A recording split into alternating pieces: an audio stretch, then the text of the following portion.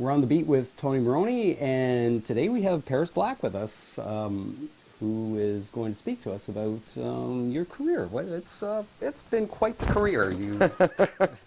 You started back in the late '80s, early '90s, and I mean, what did you start as? I mean, you weren't singing when you first started. No, actually, I kind of was singing. I was doing impersonations, and my first running away from home job when I was 15 was to be an impersonator. So I did singing impersonations as well as speaking impersonations. And so the very first thing I did, I was living in an apartment building, lobbies and all of that. The very first job I got was selling encyclopedias. And I went to Alberta. And then I had enough money in my pocket. I won this encyclopedia selling contest. I had enough money in my pocket to go to New York City, where I decided that I would be, I think, the next Rich Little. I think it was at that time that I was thinking I would be the next guy. And so I went down there, and I did a couple of shows, Catch the Rising Star and a few other places. And while I was shopping for a shirt for Catch the Rising Star, this lady came in from the Wilhelmina Modeling Agency, and she said, "Do you ever think about modeling?" And I really had never thought about it. Before that, I'd done boxing and things like that, and I didn't get braces even because I thought that, you know, braces were going to punch through my my lips and everything when I got punched in the face. So, and I really hadn't thought of that. And then by 2 weeks later, 3 weeks later, I was starting to make pretty good money at it. So that was a kind of a good life turn, I think, from where I was going. And pretty soon after there, I got a few gigs where I was sort of leaning more on the vocal impersonations. I mean, the singing impersonations than just like doing different people. It's you know, self-defense and self-jersey. Naturally, you still play. You know what I mean? You know, I want to say the heavyweight championship means everything. I want Frazier, I want Joe Frazier. So I was doing all these different people, right? And so then I started to just sort of lean on the vocal impersonations that I was doing, which is at the time it was you know, David Bowie and John Cougar and Neil Young and all, you know, a lot of different people like that. Steve Tyler, who I recently did again, and that was getting me more singing gigs, but they were not as myself. And then a couple people from a record label came in and saw me doing a gig. It was at Rock and Roll Heaven, but I'm not sure what year that was. I think it was like 1987 or 88 or something like that. It is prime. It was basically Rock and Roll Heaven those days were in its prime. Yeah, and a couple of guys came in there and they said, "No, you should be a singer for real." And again, it was something I hadn't really considered. I hadn't really considered that myself singing my own songs like would be a viable option. I just thought it was like a good fun to change the lyrics and imitate people and be, you know, laughing and joking around and to be in bars underage and getting, you know, drunk and into all the nasty things that were available at that time in our history. So I wound up doing this record with Steve Sexton, who had produced Platinum Blonde and Strange Advance and a few other albums, and went on to win a Grammy.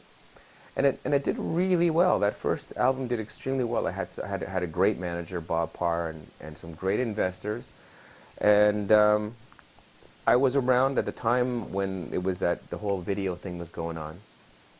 So I remember the first day that the first video that I had out was called Buried Alive, and the first time that it had come out, I was eating Chinese food with Chris Schultz of the Toronto Argos and his wife and my girlfriend.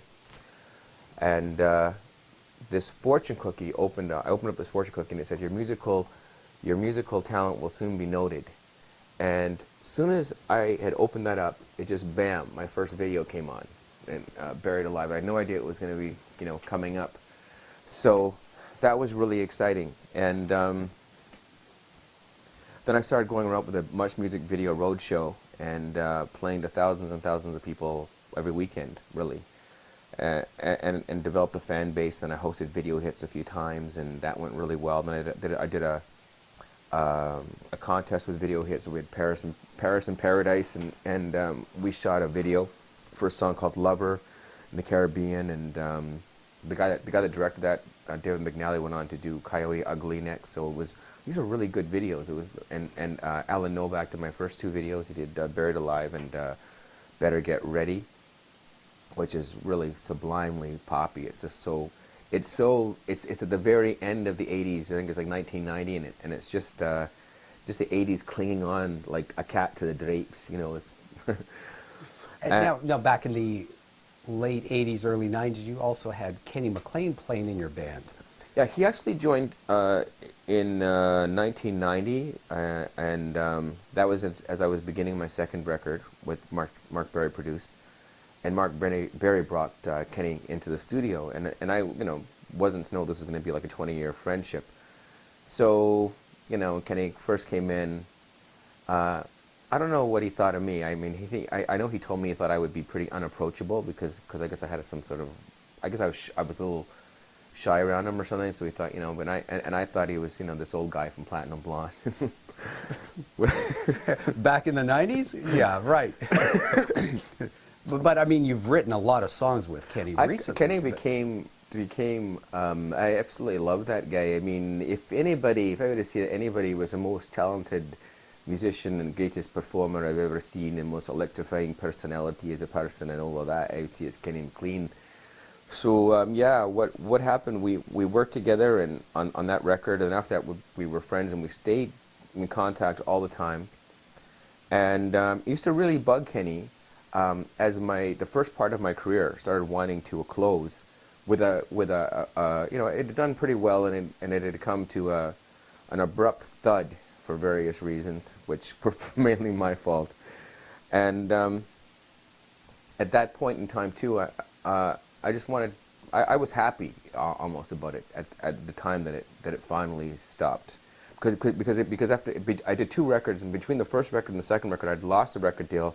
I was so upset I tried to drown myself. Really, I swam 16 hours in the Gulf of Mexico, and only came back by the fact that I could see the hotels. That's the only way I made it back.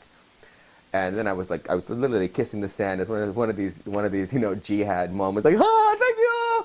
So anyway, after that I was signed again, and I was so excited because people that actually Isba Sony that were running Mitsu's career had called me up and they said they wanted a male Mitsu basically, but I liked the job, and I said sure, so we got the songs together for that, and Kenny was in on all that, and then after that had been out, and it didn't do quite as well as the first album, interestingly enough, even though it was with a bigger label and all of that. After that, I guess it kind of ended with a not incredibly triumphant situation in Japan. I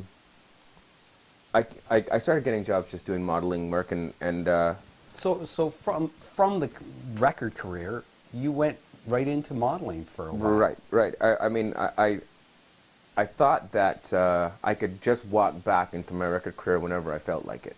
I thought that nobody would be mad at me for that long, and I had done a few things like that were just a case of making it a bit too early and not being mature enough for it, and whatever. There's a lot of reasons, I guess, that people do what they do, but whatever.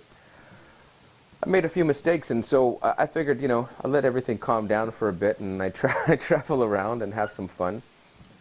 And so I did that for a bit, and I worked in Europe and worked all over. So when I got back from the originally doing that, I decided to sort of put my toe in the water, and I produced an album called Beat Blast '97, and put that out with an infomercial, and actually did pretty well. Actually, just imitated all the people that had been hits in 1997, and had my friends produce that album with me, and we did it like on no budget, and it ended up being BMG's best seller until people realized that it wasn't the real people on the record, and they're all trying to bring their CDs back. So like, it was an abrupt thud again, like Must have done well in Hong Kong, though. I don't know, but right around